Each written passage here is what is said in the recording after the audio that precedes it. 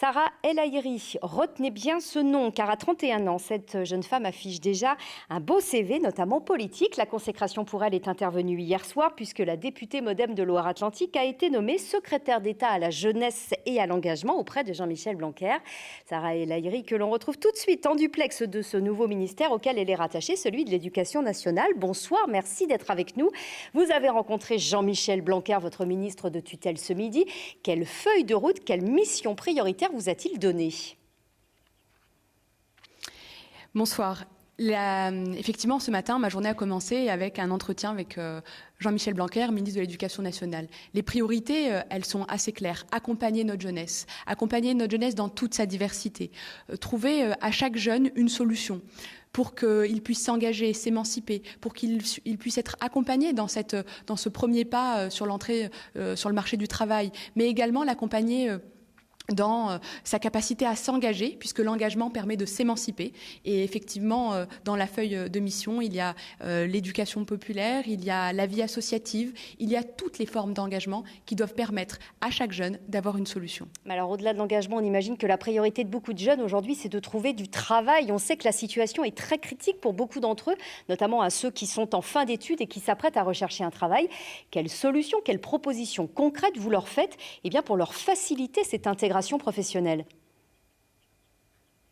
Le plan pour la jeunesse est une priorité du gouvernement et sa mise en œuvre, elle sera faite avec toute l'énergie nécessaire. Pour ceux qui rentrent sur le marché du travail, il y a évidemment les annonces qui ont été faites par le Premier ministre avec la prime à l'embauche pour nos jeunes, mais ça sera également la capacité à trouver une solution pour chacun de nos jeunes. Ça va être à l'université à alléger le coût de l'alimentation avec le restaurant universitaire à 1 euro pour les boursiers, mais également la capacité à accueillir plus de 100 000 jeunes supplémentaires au sein du service civique, parce que l'engagement émancipe et parce que dans l'engagement, finalement, chacun participe à se préoccuper des uns et des autres et écrit sa propre histoire. Donc finalement, les solutions, elles sont diverses, elles sont aussi diverses et aussi complètes que notre jeunesse. Et dans l'intitulé de votre secrétariat d'État, il y a la jeunesse, on le comprend bien, mais aussi l'engagement, notamment dans les associations. Ce secteur, vous le connaissez bien, on dit même que vous en étiez une spécialiste à l'Assemblée nationale. Vous avez d'ailleurs fait, il y a quelques mois, des propositions pour faciliter le financement, le fonctionnement des associations. Alors, quelles propositions et est-ce qu'elles ont des chances d'être mises en place dans les semaines ou les mois à venir ?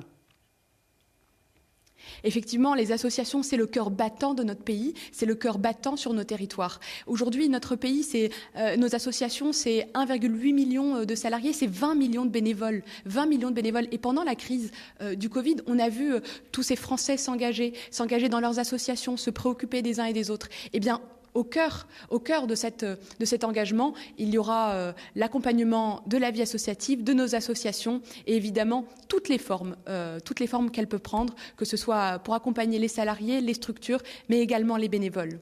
Eh bien, on voit que votre mission est vaste et que visiblement, vous allez la défendre avec enthousiasme. Merci beaucoup, en tout cas, Sarah El Haïry, d'avoir été notre invitée en duplex quelques heures juste après votre nomination donc au secrétariat d'État à la jeunesse et à l'engagement auprès du Premier ministre Jean Castex. Merci beaucoup à vous.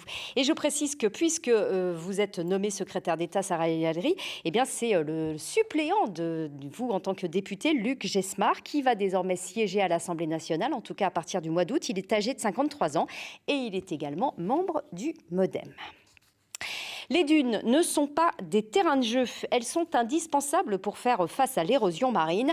Alors pour les préserver, la mairie de Talmont-Saint-Hilaire, dans le sud de la Vendée, a décidé d'employer la manière forte en frappant les touristes au portefeuille. Ceux qui ne respectent pas les dunes se feront infliger une amende. Christelle Pinault et Damien Ravelot.